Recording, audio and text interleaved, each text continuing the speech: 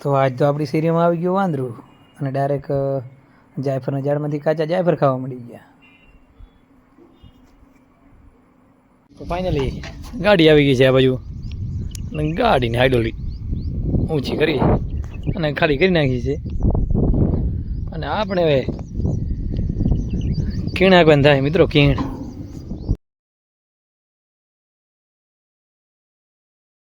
તો જય મુરલીધર, જય માતાજી. કેમ છો મારા વાલા મિત્રો? મજામાં જશો.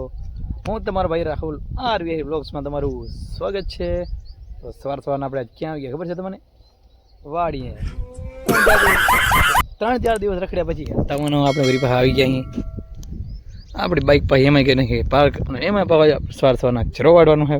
મોદીઓ લઈ લીધો છે આપણે અને વાળવાની છે આપણે મવડી. અને આ છે આપણી ક્યાંક વાડીનો 4 દિવસ પછીનો નજારો. તો ચલો વાડીને અહીં ચરવાના આવી ગયા હતા હું અને હું. તો મિત્રો ચરો કમ્પ્લીટ વાડી લીધો છે.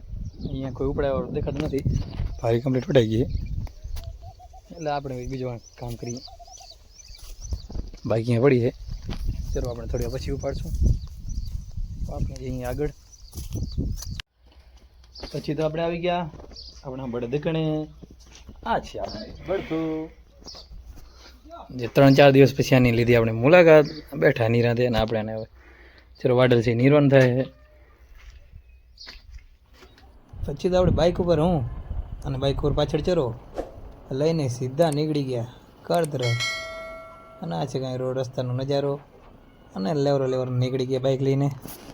પછી તો આપણે પહોંચ્યા ડાયરેક્ટ શેરીમાં અને અહીંયા તો આપણી શેરીમાં આવી ગયો તો વાંદરું. અને ડાયરેક્ટ જ વાંદરું નીચે તો હોય નહીં, ડાયરેક્ટ ચડી ગયો ડેલા ઉપર. અને પછી તો જાયફળના ઝાડને લીધો આડે હાથે વાંદરે. હા, એમાંથી જેટલા કાચા જાયફળ હતા બધા વીણીને ખાઈ ગયો ભાઈ. પછી તો જાયફળના જેટલા કાચા જાયફળ હતા બધા ભાઈ હણી ગયો. તો મિત્રો વરી પાછા આપણે પહોંચી આવે છે આપણી વાડીએ. ઘરેથી જમી અને ચરો બરો ઘરે ભગાવી આપણે પાછા પહોંચી આવે છે આપણી વાડીએ.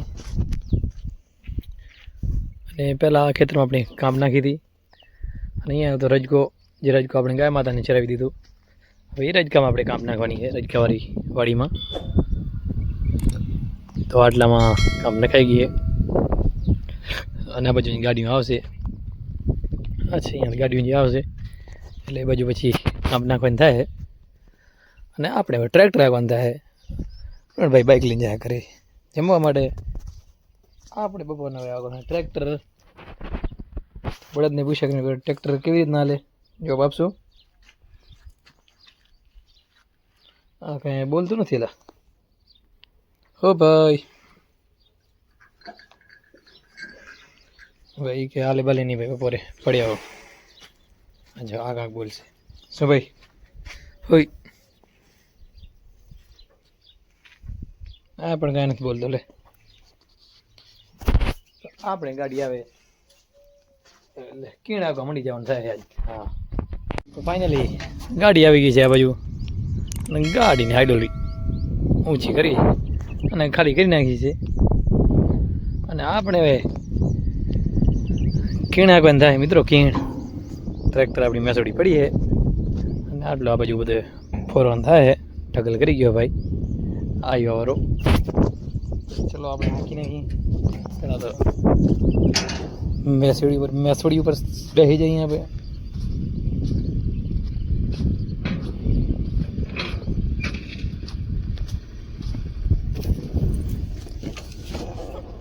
હા, આપણે ફોરન થાય રેતી.